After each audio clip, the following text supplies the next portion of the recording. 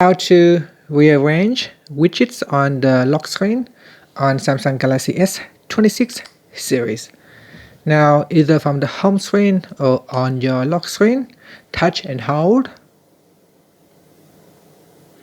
Then put in the passcode or fingerprint. Try with this hand.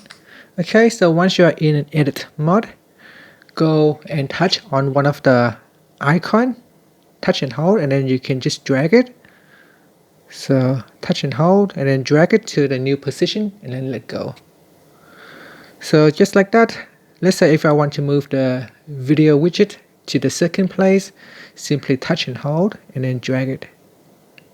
So drag it to the second place and let go.